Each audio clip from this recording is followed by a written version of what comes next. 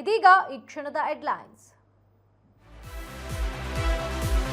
ನೇಪಾಳದಲ್ಲಿ ರಣಭಯಂಕರ ಪ್ರವಾಹ, ಜಲಪ್ರಳಯಕ್ಕೆ 160 ಬಲಿ, 1000 ಜನ ಕಣ್ಮರೆ. ಕೈಲಾಸ ಮಾನಸ ಸರೋವರಕ್ಕೆ ತೆರಳಿದ್ದ 100 ಭಾರತೀಯರು ನಾಪತ್ತೆ.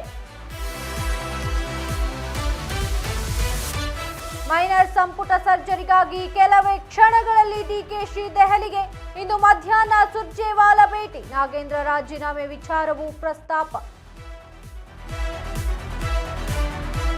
ಬಿಜೆಪಿ ಸಂಸದೀಯ ಮಂಡಳಿಗೂ ಶೀಘ್ರವೇ ಸರ್ಜರಿ. ಟಾಪ್ ಟೀಮ್ನಿಂದ ಯಡಿಯೂರಪ್ಪ ಔಟ್. 4 ಸಿಎಂಗಳು ಯಂಗ್ ಸ್ಟಾರ್ಗಳಿಗೆ ಚಾನ್ಸ್ ಸಾಧ್ಯತೆ.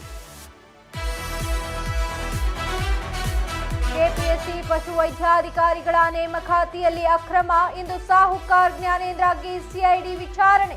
ನಿಗೂಢ ಸ್ಥಳದಿಂದ ಪ್ರತ್ಯಕ್ಷರಾಗ್ತಾರಾ ಎಸ್ಕೇಪ್ ಆಫೀಸರ್.